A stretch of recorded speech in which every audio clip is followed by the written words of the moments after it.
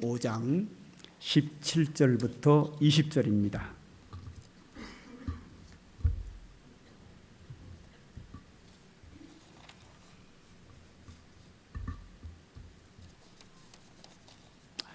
마태복음 5장 17절부터 20절까지 제가 한 절, 여러분들이 한 절 교독하도록 하겠습니다.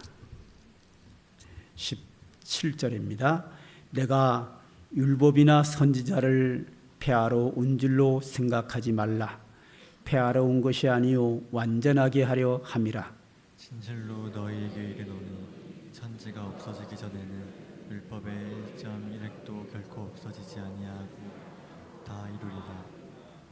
그러므로 누구든지 이 계명 중에 지극히 작은 것 하나라도 버리고 또 그같이 사람을 가르치는 자는 천국에서 지극히 작다 일컬음을 받을 것이요 누구든지 이를 행하여 가르치며 가르치는 자는 천국에서 크다 일컬음을 받으리라. 내가 너희에게 이르노니 너희 의가 서기관과 바리새인보다 더 낫지 못하면 결당 천국에 들어가지 못하리라. 아멘. 이 말씀드린 바와 같이 마태복음 5장, 6장, 7장은 예수님께서 동산에서 많은 사람들을 모아놓고 하신 예수님의 설교입니다. 그래서 이 설교를 산상설교라고 저는 이름을 붙였는데, 일반적으로 이것은 시중에 나오는 모든 책들이 다 이 부분을 산상보훈이라고 합니다. 산상보훈이라고 한다고 해서 틀리지는 않습니다. 그러나 이 산상보훈이라고 하는 것은 이 본문에 썩 적절하지는 못합니다. 옳은 얘기 맞기는 하나 틀리지는 않았으나 적절하지는 않다. 그 이유가 산상보훈이라고 하는 것은 산 위에서 가르치신 보배로운 말씀인데, 이 말씀을 보배로운 말씀으로 받았다는 얘기는 감성으로 받았다는 얘기입니다. 느낌이 좋아요. 아주 멋진 말이 나온다고요. 그래서 예수님의 말씀이 참 멋지다, 아름답다, 보배롭다 이런 의미거든요. 이것은 감성으로 받은 거예요. 설교는 감성으로 받아도 되지만 그거보다는 이성으로 받아야 됩니다. 이 예수님의 이 산상설교는 우리가 그 말씀을 귀를 기울여 듣고 그 말씀이 어떤 말씀을 하시는 정확하게 이해를 하고 우리의 지혜로 그 말씀을 바르게 이해하고 순종하는 데 필요한 거예요. 아, 예수님의 설교 참 아름답다, 참 보배롭다, 참 좋은 말씀 하시네, 수준이 높다, 감성으로 받은 거예요. 그렇게 하면 안 되고요. 그 말씀의 뜻을, 이성을 가지고 지혜를 가지고 정확하게 이해를 하고 그 정확하게 이해한 말씀을 그대로 순종해야 합니다. 그러려면 설교라고 받아야 합니다. 설교는 우리가 하나님이 기뻐하는 삶을 사는데 우리가 축복된 삶을 사는 것을 가르치는 거고요. 그것은 받아서 순종하는 데 목적이 있습니다. 그래서 이것을 보온으로 아름다운 말씀으로 맞죠. 보배로운 말씀은 아름다운 말씀이고 좋은 말씀이지만 그렇게 감성으로 받을 것이 아니라 이성으로, 예수님의 설교이기 때문에 그 예수님이 우리에게 간절히 하시는 설교에 우리는 귀를 기울이고 그 정확하게 이해를 해서 순종을 해야 합니다. 자, 오늘은 예수님의 설교에서 이제 율법에 대한 내용입니다. 결론적으로 율법은 하나님의 말씀입니다. 자, 율법을 요즘 대부분의 사람들이 아주 하찮게 여기고 예수님의 십자가의 구속의 은혜만 아주 부각시키고 은혜로 여기는데, 예수님의 십자가의 은혜를 부각시키고 은혜로 여기고 감동하고 감격하는 것은 맞습니다. 그러나 그걸 비교해서 율법을 격화시키는 것은 상당한 문제가 있음을 오늘 예수님의 설교에서 우리는 볼 수 있습니다. 제가 말한다 그러면 많은 분들이 제가 다르니까 당신 틀렸어. 그래도 할 말이 없고 나도 내가 반성해야 되는데, 저는 제 얘기를 하는 게 아니라 율법에 대하여 예수님이 뭐라고 말씀하셨는가. 예수님 말씀은 끝난 거 아니에요? 하나님의 아들이 하늘에서 마리아의 몸을 통해 이 땅에 오셔서 직접 하신 말씀인데 우리 여기에 귀를 기울여야 돼요. 한국교회가 예수님의 산상설교를 산상보훈이라 하고 뭐라고 말했느냐가 중요한 것이 아니고, 하나님의 아들이 하늘에서 이 땅에 내려오셔서 하신 설교를 우리는 거기에 귀를 기울여야 합니다. 이게 진리입니다. 한번 우리 한 절 한 절 아주 세밀하게 좀 들여다볼 필요가 있습니다. 자, 17절입니다. 같이 읽겠습니다. 시작. 내가 율법이나 선지자를 폐하러 온 줄로 생각하지 말라. 폐하러 온 것이 아니요 완전하게 하려 함이라. 상당히 많은 사람이 율법이 폐했다라고 말하는데 율법은 폐해진 것이 하나도 없고 주님이 완전케 하셨습니다. 완전케 했다는 얘기는 두 가지에서 한 중에 하나인데요. 자, 율법에는 의식이 있습니다. 그리고 계명이 있습니다. 계명은 지금도 지켜야 되고 의식은 폐한 것이 아니라 완성됐습니다. 계명도 둘로 나누는데 십계명 같은 것은 그대로 지켜야 되고 십계명을 설명한 율법은 골자인 십계명은 변하지 않고 율법은 생활에 적용할 때에 시대에 맞춰서 적절하게 적용하는 데는 변화가 옵니다. 자, 이런 부분 앞으로 볼 뿐이고요. 오늘은 이제 계명과 의식을 설명할 텐데요. 자, 의식이 뭔가 하면 율법을 완전케 했다고 할 때는 의식을 말하는 겁니다. 예를 들어서 구약에서 이스라엘 백성들은 할례를 받았습니다. 할례를 받은 목적은 남성의 생식기의 표피를 베어내는 건데 그거는 지금으로 말하면 포경수술입니다. 이 포경수술, 할례를 통하여 하나님의 백성 이스라엘 백성과 이방인을 구별합니다.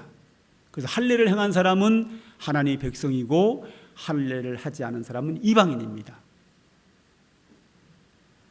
이방인도 이스라엘 땅에 들어와서 하나님을 섬기면 할례를 행하고 하나님의 백성으로 인정이 됩니다. 그래서 하나님의 백성이냐 아니냐를 객관적인 표현으로 할례를 행합니다. 그런데 이것이 신앙으로 넘어오면서 구약에서도 너희는 육체의 할례보다는 마음의 할례가 한다. 마음으로 하나님을 섬기는 것이 이방인과 달라야 된다 이렇게 표현했지만 신약으로 넘어오면서 이제 사도행전 그 이후에 보게 되면 할례를 하지 않아도 된다라고 바뀝니다. 그러면서 구약에서는 할례를 통하여 하나님의 백성과 아닌 것을 구별했는데 이제는 예수를 믿고 제사함 받았느냐 안 받았느냐를 이방인과 하나님의 백성으로 구분을 합니다. 그래서 세례라고 하는 것은 할례의 완성이 세례인데 세례는 예수 그리스도와 함께 십자가에 못 박혀 죽고 예수님과 함께 부활함으로 예수 안에 있는 자에게는 하나님의 자녀가 되고 새 생명을 얻고 하늘나라 백성이 된다. 이 세례입니다. 지금도 교인이 뭐냐? 세례받은 자가 교인입니다. 우리 등록된 분들 중에서도요, 세례를 받지 않은 분은 완전한 회원은 아닙니다. 법으로 그렇게 돼 있습니다. 노회법, 총회법, 교회법, 사회법에까지 다 그렇게 돼 있습니다. 세례받은 자만 그 교회의 회원입니다. 장로의 자격, 입교 후 5년이라고 되어 있습니다. 입교라고 하는 것은 세례받은 지 5년을 말합니다. 다른 교회에서 세례받고 3년 있다가 우리 교회에서 2년 됐잖아요. 그럼 장로 자격 됩니다. 서리집사 안 해도 됩니다. 그냥 성도라도 됩니다. 자격이 됩니다. 그러니까 세례받은 지 5년. 세례받았다는 얘기는 교회에 들어왔다는 뜻입니다. 등록을 해도 세례받지 않으면 정식 교인이 아닙니다. 이 법입니다. 그래서 하나님의 백성과 하나님의 백성 아닌 것을 구약에는 환례로 표시했는데 주님이 이걸 십자가로 완성시켜서 예수 그리스도를 영접하고 세례를 받았느냐로 구분합니다. 할렐루야. 율법을 완성한 거죠. 두 번째, 구약에서는 먹는 음식을 부정한 음식과 정한 음식을 구분해 놨습니다. 그러니까 하나님의 백성은 부정한 음식은 먹을 수 없고 정한 음식만 먹을 수 있는데 이방인은 다 먹습니다. 이것이 이제 신약으로 넘어옵니다. 베드로에게 하늘로부터 보자기와 바구니가 내려왔는데 그 안에 여러 가지 짐승이 있는데 부정한 짐승이다. 먹을 수 없는 짐승입니다. 음성이 들리길 베드로야 잡아먹으라. 베드로가 말합니다. 나는 유대인으로서 어려서부터 이 부정한 것을 먹지 못합니다. 그랬더니 하늘의 음성이 뭐냐면 내가 깨끗하게 했으니 먹어라 그러거든요. 그리고 나서 이루어진 사건이 고넬료 사건입니다. 이방인 고넬료가 예수를 믿어서 하나님의 자녀가 되는 그런 아름다운 모습이 나타나면서 아, 이 뜻이 그 뜻이구나. 이제는 유대인은 부정한 음식을 못 먹고 이방인만 먹는 줄 알았는데 이제는 음식으로 이방인과 유대인을 구분하지 않고 하나님이 정결케 했으니 다 먹을 수 있다. 하나님이 이방인도 깨끗하게 하셨으므로 이방인도 하나님의 자녀고 이스라엘 사람도 하나님의 자녀고 예수 안에서 다 하나님의 자녀다.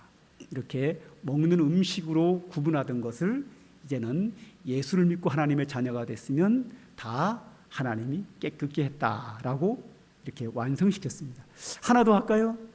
구약에는 하나님 앞에 죄를 지면 제사를 지내는데 소와 양과 염소와 비둘기로 제사를 했는데 예수님께서 자신이 어린 양이 되어서 십자가에서 화목제물로 못 박혀 죽으심으로 말미암아 구약의 제사는 그림자에 불과하고 소와 양과 염소는 예수 그리스도를 상징하는데 상징하신 예수님의 실체가 오셔서 십자가에 못 박혀 죽으시고 화목제물로 드려줌으로 말미암아 이제는 소와 양과 염소로 제사드리지 않고 예수 이름으로 하나님께 예배로 바뀌게 됩니다.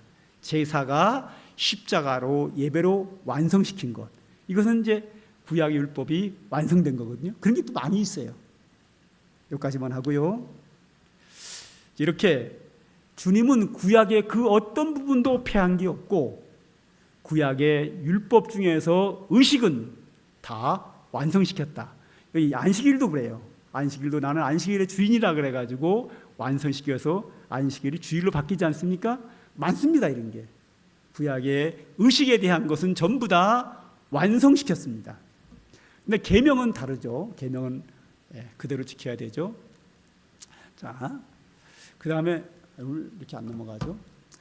18절을 보죠. 시작. 진실로 너희에게 이르노니 천지가 없어지기 전에는 율법의 1.1획도 결코 없어지지 아니하고 다 이루리라. 계명을 말하는 겁니다. 이거는 의식을 말하는 게 아니고요. 율법은 변하지 않는 하나님의 말씀입니다. 하나님의 말씀은 변하지 않습니다. 점 하나도 바뀌지 않습니다. 그대로 다 이루어진다. 천지가 없어질 수 있지만 율법은 없어지지 않는다. 왜? 하나님의 말씀이기 때문에. 근데 요즘 너무 많은 사람들이 율법을 하찮게 여기고 폐했다, 변했다, 별 얘기를 다 하는데 그렇지 않습니다. 율법은 여전히 우리가 지킬 변하지 않는 하나님의 진리의 말씀입니다. 자, 시간 관계상 또 넘어갑니다. 자, 19절이 중요합니다. 별로 중요하지 않은 것 같아서 사람들은 신경 안 쓰고 지나가는 부분인데 아주 중요합니다. 19절 제가 읽겠습니다. 이번에는 그러므로 누구든지 이 계명 중에 지극히 작은 것 하나라도 버리고 또 그같이 사람을 가르치는 자는 천국에서 지극히 작다 일컬음을 받을 것이요 누구든지 이를 행하여 가르치는 자는 천국에서 크다 일컬음을 받으리라. 한국교회요, 대부분의 사람들이 율법에 있는 계명을 하찮게 여깁니다. 천국 가면 다 소임국에 사는 사람처럼 유만하지 않을까 그런 우려를 합니다. 그런데 이 율법을 행하여 지키고 가르치는 자에는 천국에서 크다 일컬음 받는다 그랬어요. 요즘 예수 그리스도의 십자가의 은혜와 율법을 비교해 가지고 율법 그거 뭐 하찮게 여기고 십자가의 은혜를 막 강조합니다. 율법을 작다고 버리고 하찮게 여기면 하나님이 그 사람을 하찮은 사람으로, 지극히 작은 사람으로 여기겠다. 한번 반성들 하셔야 합니다. 한국교회 제가 보기에 90% 이상이 율법을 하찮게 여깁니다. 이게 제 얘기가 아니라 예수님 말씀하시잖아요. 지극히 작은 것 하나라도 버리거나 그런 걸 가르치면 지극히 작은 자라 일컫겠다. 율법은 중요합니다. 지금도 지켜야 될 하나님의 진리의 말씀입니다. 자, 그러면 왜 한국교회 성도들 90% 이상이 율법을 하찮게 여기느냐? 이 예수님의 말씀을 거역하면서까지 하찮게 여기느냐? 그 이유가 있어요. 그 이유가 바로 여기 이 부분입니다. 자, 로마서는 사도 바울이 예수 그리스도의 십자가의 은혜 복음 진리를 체계적으로 잘 정리했습니다. 예수님의 십자가의 은혜를 정리하는 거기 때문에 예수님의 십자가의 소중함을 막 강조합니다. 그래서 이 로마서를 잘못 이해하면 마치 율법을 하찮게 여기는 것처럼 보여집니다. 지금 이성을 가지고 정확하게 봐야 되는데 역시 또 로마서도 감성으로 봅니다. 예수님 십자가의 은혜, 구원, 죄사함 이런 모든 사람이 죄를 지었으면 하나님의 영광에 이르지 못하더니 예수 그리스도에 나타나가지고 뭐 은혜롭게 하고 뭐 의롭게 하고 뭐 그러면서 죄와 사망에는 결코 정죄함이 없나니 이는 죄와 사망에 너를 해방시켰다 막 이런 은혜를 막 부각시키니까 은혜를 받아가지고 막 감동을 받아가지고 막 십자가의 은혜는 막 고귀하게 여기면서 율법을 아주 하찮게 여기는 그런 분위기로 나갑니다. 로마서를 잘못 이해한 겁니다.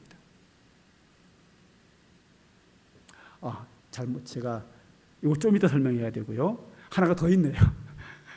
이건 지금 본문입니다. 본 20절에 뭐라 그랬어요?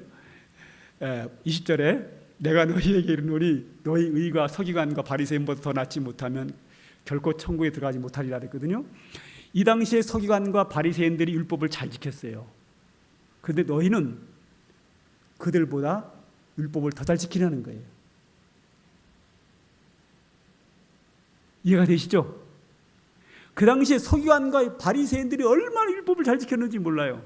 그런데 예수 믿는 너희는 그들보다 율법을 더 지켜야 된다. 여기서 내가 너희에게 이르노니 너희 의가 서기관과 바리새인보다 더 좋아야 된다. 이 말은 뭐냐면 서기관과 바리새인들이 지키는 율법보다 더 지켜야 된다. 그걸 강조하는 겁니다.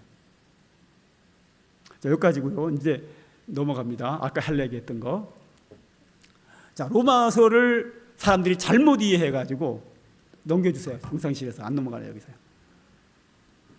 자, 이 로마서 때문에 율법을 하찮게 여기거든요. 사람들이. 자, 이 로마서 3장을 27절, 28절, 29절 잘 이해해야 합니다. 자, 27절 보죠. 그런즉 자랑할 때가 있느냐? 있을 수 없느니라. 무슨 법으로냐? 행위로냐? 아니라 오직 믿음의 법이라. 우리가 의로워진 것은 행위가 아니라 뭘 된다고요? 믿음의 법이다. 믿음을 강조하는 겁니다. 십자가의 구속의 은혜를 믿는 믿음을 말합니다. 행위는 율법을 지키는 걸 말합니다. 행위가 율법을 지키는 행위가 아니라 예수 그리스도의 십자가의 은혜를 믿는 믿음으로 우리가 의롭게 된다는 거예요. 그다음에 28절을 보죠. 그러므로 사람이 의롭다 하심을 받은 것은 율법의 행위가 아니고 뭐라 그랬어요? 믿음으로 되는 줄 우리가 인정하노라. 어떤 믿음? 예수 그리스도의 십자가의 은혜를 믿음으로 된다. 여기서도 뭘 강조하는 거예요? 지금요? 십자가를 강조합니다. 여기까지 그 앞에도 이런 게 많아요. 그러니까 마치 율법의 행위에 있지 않고 믿음으로 되는 줄 우리가 인정한다 그러니까 율법을 하찮게 여기는 걸로 보인다고요? 그러나 그 다음을 보세요. 3절에 뭐라 했는가? 그런즉 우리가 믿음으로 말미암아 율법을 파기하느냐? 은혜로 구원받았다고 율법을 파기하느냐? 그럴 수 없느니라. 여기서 끝나지 않습니다. 도리어 오히려 율법을 굳게 세우느니라. 할렐루야. 율법을 파기하느냐? 그럴 수 없느니라. 오늘 예수님의 설교 본문 몇 절이죠? 18절, 19절을 말하는 겁니다. 17절, 18절, 19절을 말합니다. 그리고 뭐예요? 율법을 도리어 굳게 세운다. 그 다음에 나오는 내용들. 이 31절과 오늘 본문과 내용이 똑같은 겁니다. 너희가 서기관과 바리새인보다 더 율법을 지켜야 된다. 바울이 말합니다. 율법을 파기하느냐? 변하지 않는다. 1.1획도 없어지지 않는다. 그리고 뭐라 그래요? 율법을 굳게 세운다. 더 지켜야 된다는 거예요.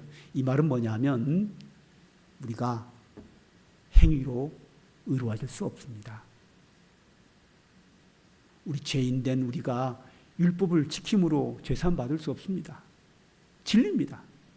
우리가 죄사함 받고 구원받고 의로워지는 것은 오직 예수 그리스도께서 십자가에서 우리 죄를 위하여 못 박혀 죽으심으로 흘리신 그 피로써 우리는 죄사함 받고 구원받고 하나님의 자녀가 됩니다. 여기서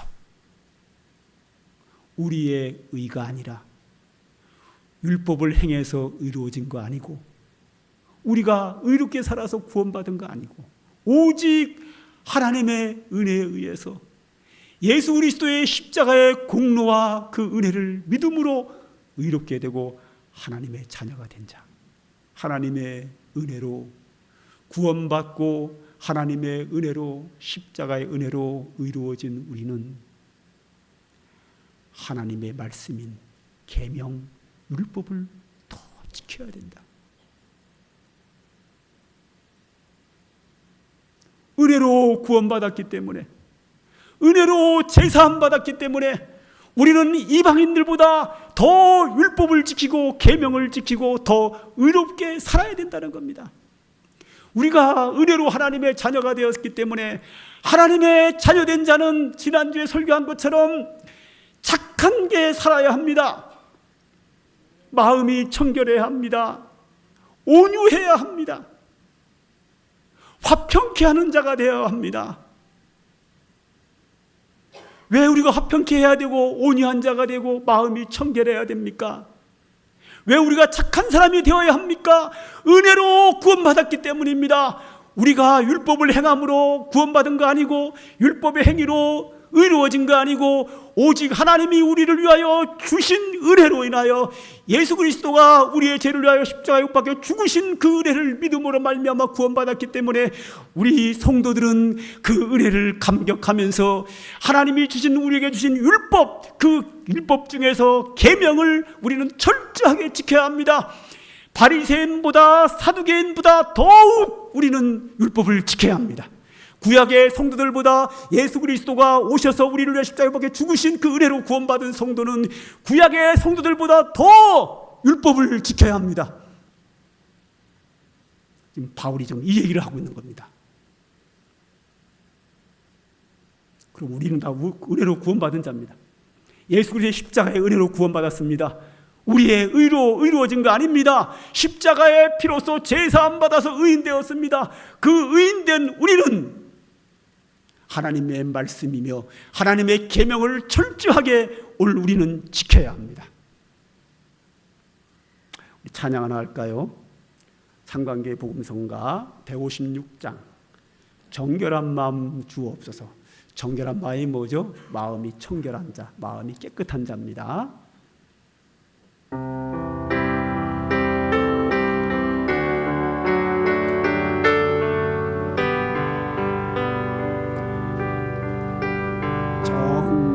정결한 마음 주시옵소서.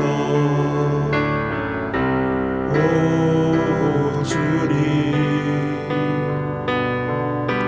정직한 영을 새롭게 하소서.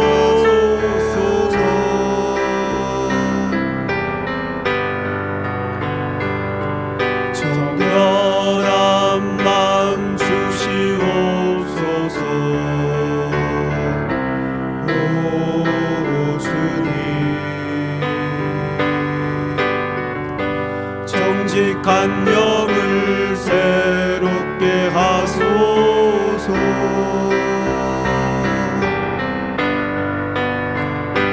나를 주님 앞에서 멀리 하지 마시고 주의 성령을 거두지 마옵소서.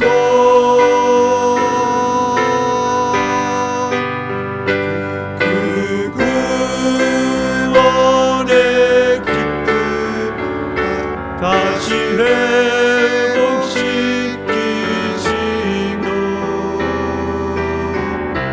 변치 않는 마음 내 안에 주소서.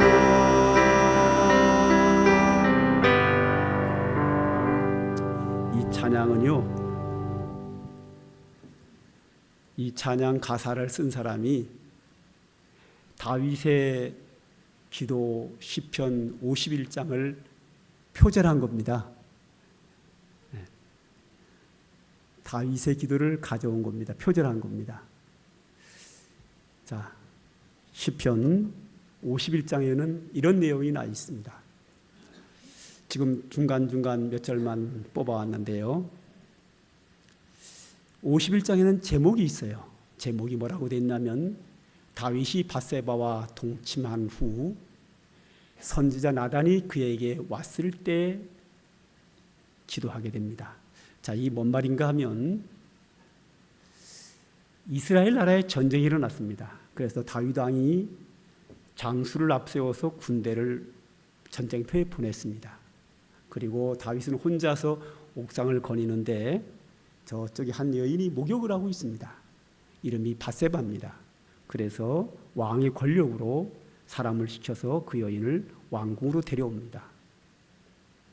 이 밧세바의 남편은 젊은 사람이기에 전쟁터에 전쟁하러 가고 있고 혼자 집에 있었습니다.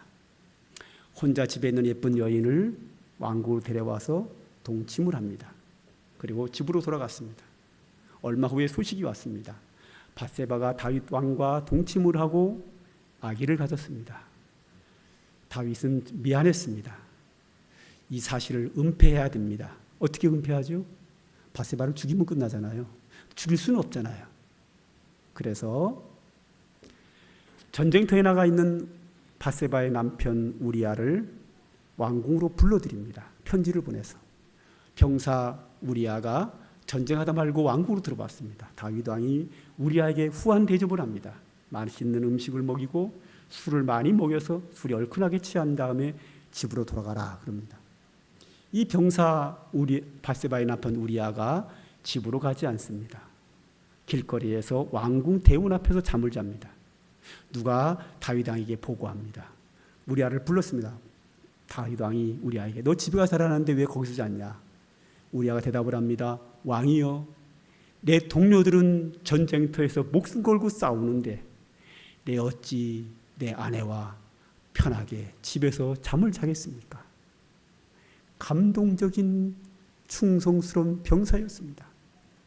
그래도 다윗은 밧세바의 남편 우리아가 집으로 돌아가서 그 아내와 잠을 자야 그 아이가 다윗의 아이가 아니고 그의 남편 우리아의 아내가 됩니다. 또 음식을 먹이고 술을 먹이고 집으로 가라 했지만 역시 안 갑니다. 또 먹여도 또 안 갑니다. 그래서 다윗이 결정을 합니다. 편지 한 통을 써서 우리아의 손에 들려서 이걸 전쟁터에 있는 너희 장수에게 주라고 합니다.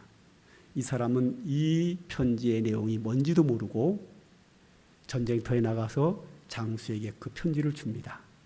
장수가 편지를 빼서 읽어봤습니다. 내용은 이렇습니다. 우리아를 전쟁터 가장 위험한 최전방에 내보내고 나머지 군사를 후진시켜라. 그래서 전쟁터에서 적의 칼에 죽게 해라. 이런 편지였습니다. 장수는 왕의 명령에 의해 순종하고 전쟁의 가장 치열한 전쟁 최전방에 내보내고서 적의 칼에 죽게 만듭니다. 그리고 다윗에게 편지를 보냅니다. 왕이여, 시키는 대로 했습니다. 우리아는 죽었습니다. 밧세바가 임신한 것, 상관없습니다. 모든 것이 끝났습니다. 사건을 완전히 덮었습니다. 다윗은 끝났는 줄 알았습니다. 그런데 이 사실을 딱 한 분이 알고 계셨습니다. 하나님이십니다. 하나님이 나단 선지자를 불렀습니다. 나단아, 다윗이 이런 범죄를 하였느니라. 네가 가서 그에게 내 말을 전하라. 나단이 다윗 방을 찾아왔습니다. 왕이여, 왕께 드릴 말씀이 있습니다. 어떤 부잣집에 손님이 왔는데 그 손님을 대접하려면 그 부자에게 수많은 양과 염소와 소가 있는데 그 중에 한 마리를 잡아서 손님을 대접해야 되는데 이 부자가 자기 양으로 잡아서 손님을 대접하지 않고 그 마을에 노 부부가, 가난한 부부가 살고 있었는데 그에게는 양 한 마리밖에 없어서 그 양 한 마리는 그 노 부부의 반려동물입니다. 반려동물이 뭐죠? 가족이라는 뜻이. 가족으로 딸처럼 키웠습니다. 그 양은 잡아먹는 양이 아니라 반려동물입니다. 가족으로 딸로 키운 양입니다. 근데 부자가 그 양을 뺏어다가 그 양을 잡아서 손님을 대접했습니다. 이 말을 하자 다윗 왕이 화를 벌컥 내면서 우리나라에 그렇게 못된 놈이 있다냐? 그 놈은 사형이다. 다윗 왕이 화를 버럭 내면서 그 악한 놈은 사형이라고 사형을 선포합니다. 그때 나단 선지자가 말합니다. 당신이 그 사람입니다. 그리고 가버립니다. 다윗은 이 말씀에 충격을 받고 성전에 들어가서 통곡하며 웁니다. 밤새도록 울며 회개합니다. 그 내용이 시편 여기저기에 상세히 나와 있는데 저 오늘 시편 51장 하나만 가지고 나왔습니다.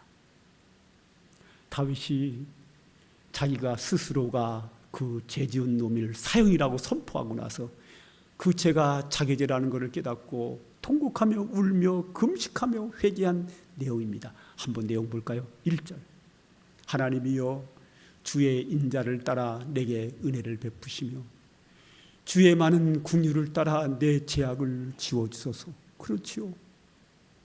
그 범죄한 것이 하나님의 은혜가 아니고는 하나님이 나를 불쌍히 여기지 않고는 죄를 용서받을 수 없지요.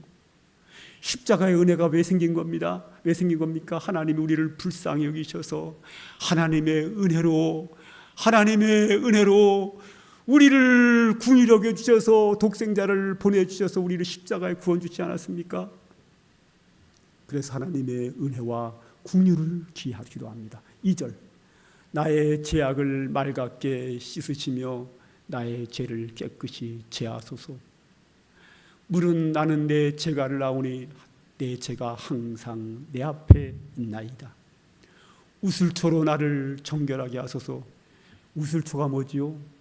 우슬초는 양을 잡아서 하나님께 제사를 드릴 때에 사죄의 제사를 드릴 때 양을 잡아서 흘린 피를 우슬초라고 하는 풀로 피를 찍어서 뿌리는 겁니다. 이것은 뭐를 상징하느냐면 예수님이 어린 양으로 십자가에 못 박혀 죽으시면서 흘리신 피를 상징하는 겁니다. 우슬초로 나를 정결케 하소서. 우슬초의 피로 나에게 뿌려 나를 정결케 하소서.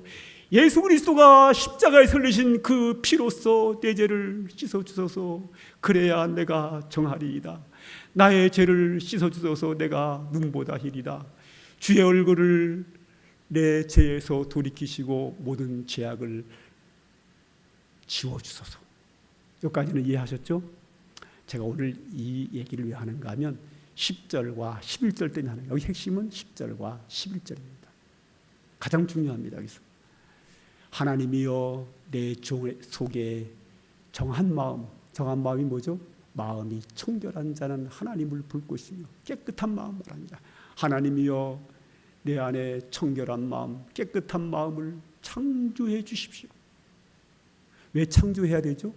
내 속에 더럽고 악한 마음이 있는 거 쓸어버리고 새로운 깨끗한 마음을 내 속에다가 만들어 주십시오. 내 안에 정한 영을 새롭게 하소서. 나를 주 앞에서 쫓아내지 마시며 주의 성령을 내게서 거두지 마소서.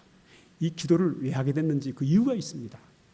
다윗이 청소년 시절에 그때 왕이 사울 왕이었습니다. 사울 왕은 믿음의 사람입니다. 나라를 잘 다스렸습니다. 하나님이 기뻐하는 왕이 사울 왕이었습니다. 그가 전쟁에 이기고 잘 나가자 교만해지기 시작을 했고 하나님을 배반하고 하나님 앞에 범죄를 합니다. 하나님 말씀을 불순종하고 교만하고 범죄함으로 말미암아 하나님이 사울 왕의 성령을 거두어 가십니다. 성령을 거두어 가자 사울 왕에게 악신이 임합니다. 악신이 임하자 미치광이가 되고 악한 일을 하고 그 악한 일을 평생 하다가 하나님의 저주로 죽고 맙니다. 범죄한 자가 어떻게 되는지, 범죄한 자에게 하나님께서 성령을 거두어 가자 얼마나 악한 사람이 되고 얼마나 비참하게 살고 얼마나 하나님의 징벌을 받는지를 다윗은 사울 왕 옆에서 그 모든 과정을 다 본 사람입니다. 지금 자신도 사울처럼 왕입니다. 자기도 지금 사울처럼 하나님을 범죄했습니다. 이제 남은 건 뭐만 남았느냐면 하나님이 내 속에 있는 하나님의 성령을 거두어가는 것만 남았습니다. 거두어 가시면 내 안에 악한 영이 임할 거고 악한 영이 임하면 나는 더 더럽고 악한 사람이 되어 범죄하고 타락하고 저주의 삶을 사는 것은 뻔합니다. 두려운 거예요. 그래서 다윗은 하나님께 기도합니다. 하나님이여, 하나님이여, 내게 정한 마음을 창조하여 주시고 제발 내 안에 정직한 영을 새롭게 하소서. 주 앞에서 나를 쫓아내지 마시며 주의 성령을 내게서 거두어가지 마소서. 주의 성령을 내게로 걷어가면 저는 사울처럼 됩니다. 사울처럼 악하게 살 것이고 저주스럽게 살 것이고 저는 저주를 받을 겁니다. 그러니 하나님이여 제발 나를 주 앞에서 쫓아내지 마시고 주의 성령을 내게서 제발 거두어가지 마소서 하고 하는 찬양을 딱 표절에다가 이 찬송가를 만들었습니다. 그렇습니다.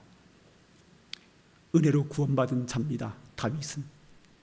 그럴수록 율법을 지켜야 되고 다윗처럼 이렇게 율법을 못 지켜서 범죄했으면 율법을 내가 지키지 못했다고 해서 범죄했다고 해서 하나님의 말씀 계명을 하찮게 여길 것이 아니라 그 앞에 나와서 회개해야 합니다. 우슬초로 나를 정결케 하소서 하는 다윗의 기도처럼 십자가 앞에 무릎 꿇고 주의 피로 내 죄를 사하소서. 이것이 우리 성도의 신앙이지. 내가 범죄하고 내 속에 악한 것이 가득 있다고 해서 그 가득한 이 악을 가지고 하나님 앞에 나와 십자가 앞에 무릎 꿇고 회개해야지. 하나님의 계명을 어겼다고 해서 하나님의 계명을 하찮게 여기는 것은 기독교 신앙이 아닙니다. 한국교회 성도들 90% 이상이 율법을 하찮게 여기는 이유는 다윗처럼 범죄하고 살면서 피하려고 하는 이야기인데 성경은 그것을 말하지 않습니다.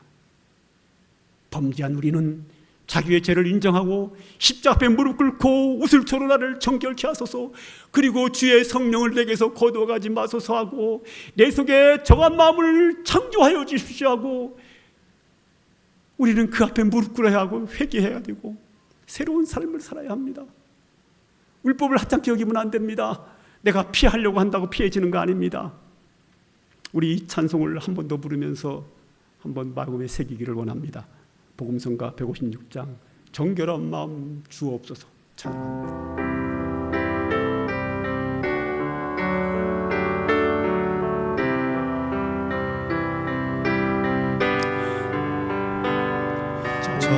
정결한 마음 주시옵소서. 오 주님, 정직한 영을 새롭게 하소서.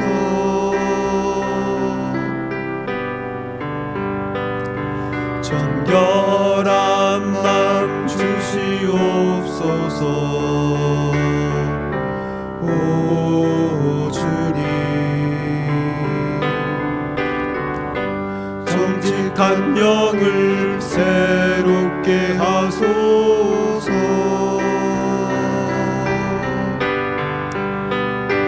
나를 주님 앞에서 멀리 하지 마시고 주의 성령을 거두지 마옵소서 그 구원의 기쁨 다시 회복시키시며 변치 않는 마음 내 안에 주소서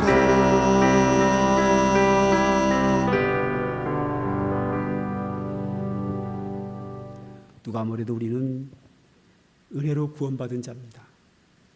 십자가의 구속의 은혜 아니고는 우리는 의로워질 수가 없고 제사함을 받을 수 없고 구원받을 수 없는 건 분명한 진리입니다. 은혜로 구원받은 우리는 하나님의 말씀, 계명, 율법을 철저하게 지켜야 합니다. 그리고 율법을 범하면 율법을 하찮게 할 것이 아니라 내 범죄한 것을 인정하고 십자가 앞에 나와 주의 보배로운 피로 내 죄를 사하소서 하고 무릎 꿇어야 합니다. 과거에 50년 전, 60년 전의 성도들은 그렇게 살았습니다. 많은 사람들이 회개할 때에 성령을 부어주시고 성령을 체험한 사람들이 얼마나 많았는지 모릅니다. 이 중에 연세 많으신 분들은 체험한 분들이 지금도 계십니다. 이 세대가 지나가고 다음 세대가 오면 나는 이 은혜가 없어질까 너무 두렵습니다. 하나님이 성령을 누구에게 부어주십니까? 체험한 사람 90% 이상이 회개할 때 옵니다. 예수 그리스도의 십자가의 은혜로 구원받았지만 하나님의 법, 율법을 범하면 그 앞에 나와서 회개해야 합니다. 그러면 하나님이 성령을 부어주십니다. 기도하겠습니다. 하나님, 오늘도 우리에게 귀한 말씀 주시니 감사합니다. 이 말씀이 우리 심령 속에 살아 역사하여 하나님의 자녀다운 삶을 살게 하옵소서. 우리에게 정결한 마음 주옵소서.